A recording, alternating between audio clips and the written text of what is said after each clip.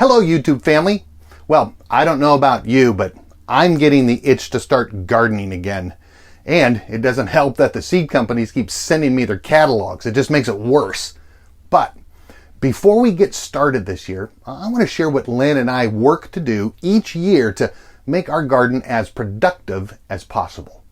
But before we jump into the information, let me just say that what we're going to share will take a couple of episodes.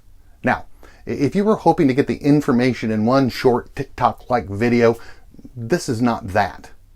Mind you, I'll work to be not too wordy. No promises, I am a pastor. But we believe that in order to appropriately share what is necessary, it's going to take more than just 3 minutes. So, let's lay out where we're headed. Now, for Lynn and me to get as much out of our garden as possible, we follow the following outline. Plan, plant, promote, and preserve. See what I did there? Well, in this episode, I want to talk about planning and show you some of the practices and tools that we use to try to start well. Now, first, decide how you're going to grow. Now, Lynn and I used to exclusively plant straight into the ground. Now, we still kind of do that with certain vegetables that we grow, but several years ago, we moved to raised bed gardening and almost exclusively use that method. Other methods that you can use are no-till, back to Eden, hydroponics, straw bale, core gardening, as well as container gardening. Some people do a combination of all of those methodologies or some of those methodologies. But growing a garden begins with deciding how you're going to garden. Start right now researching the different methods and figure out what will possibly work best for your area as well as your lifestyle. And then learn as much as you can about that methodology. Read, watch YouTube videos, etc. Next, figure out where you're going to plant your garden. No matter what method you're going to use, you usually want an area that is going to get enough sunlight during the day and is well drained. If you already have an established garden like us, you probably end up learning after a year of growing that maybe one area didn't work as well as you thought. Look, do not be afraid to move it.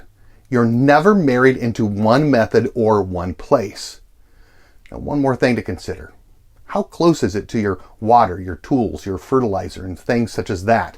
Because it will impact how much walking back and forth you'll be doing and how much holes you'll need, etc. But the next, you need to decide what you're going to grow and how much. If you're new to gardening, I would encourage you to start small. You see, many people don't realize how much work and attention a garden requires. If your garden is too big and your life is so busy that you can't get out to care for it at the level it demands, you're going to become discouraged quickly and you're going to give up on gardening. Start small. But also, plant what you eat. Yes, it might be fun to grow asparagus that you maybe eat once a month, but from the time that you plant something like asparagus to you get a harvestable crop is usually about 3 years. Additionally, it's not something you're going to benefit from as much as something like, let's say, green beans, especially if you're eating green beans at least one meal a week. And green beans are an easy crop to grow, at least for us, and an easy crop to care for, and they give you an encouraging harvest as well as a more direct benefit. Now, Lynn and I, we eat a salad a day. And so because of that, we plant a fairly significant amount of salad greens. It not only provides us something we eat daily, but has become one of our biggest money savers from the garden compared to buying at the grocery store. Now, once you've decided what you're going to grow, make a list of what seeds you need to purchase.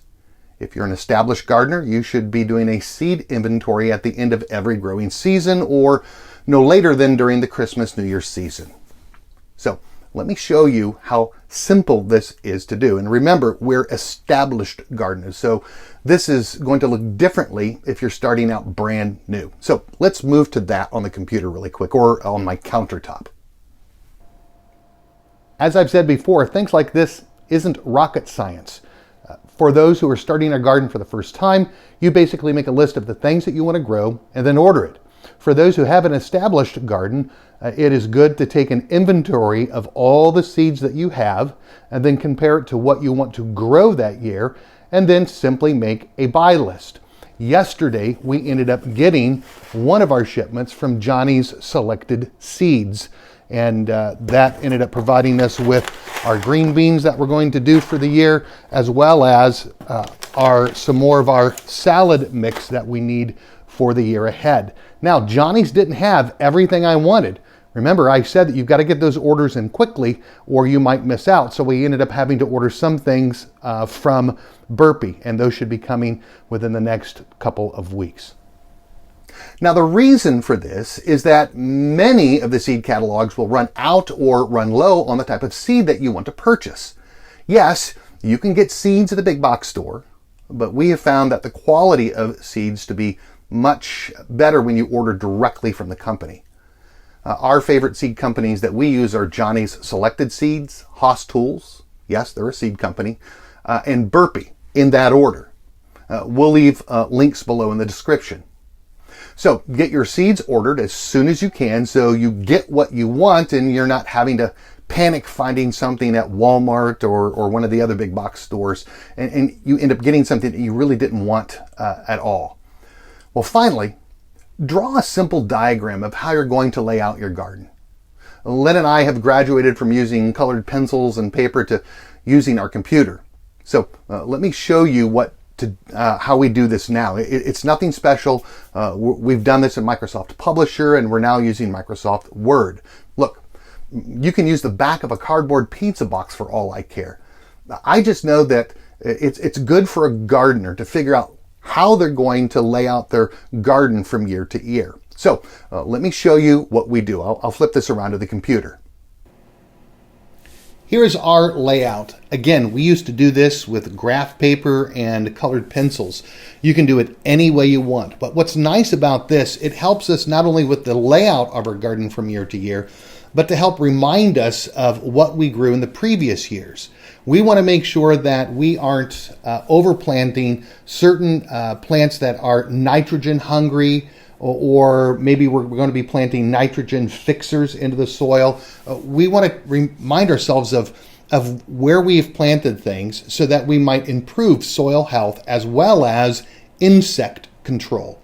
Because some plants tend to attract some insects rather than others, and moving them from bed to bed to bed can kind of help lower the aspect of infestation. One of the other things you're going to want to consider is the layout of your garden. If you'll see on mine to the left here, it's facing west. So as the sun rises from the east to the west, and depending on the orientation of your house, trees in the surrounding area, maybe even how your house throws a shadow, you're going to want to look at how your garden gets sun and for how long it gets sun, as well as seeing that if you plant tall plants like corn maybe on one side or the other, is that going to shade the plants on the shade side of the boxes?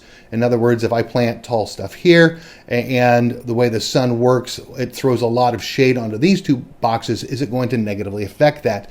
You'll see here that we've got corn this year, and they do actually make container corn in this box. And the way that our sun works and the way it falls, we're not going to end up with a whole lot of shade on the cucumber, spaghetti squash, or even on these end of the boxes. So again, this will end up helping you figure out how you're going to grow, what you're going to grow, and where you're going to grow it, and in the long term, provide a number of benefits. Control. Now, there are more things we could probably put into the planning section of our discussion, but for us, we've put them over in the preparing section of our gardening method. So, what about you? What would you add to this area of planning? Because we would love to hear from you. And if you'd like to let us know, leave a comment below because we want to learn from our community. We're not experts. Well, thank you for joining us. If you liked this video, give it a thumbs up. If you aren't yet a subscriber, hit the subscribe button. And if you'd like to know when a new video comes out, especially in the series, hit the bell button. And as always, you all have a blessed day.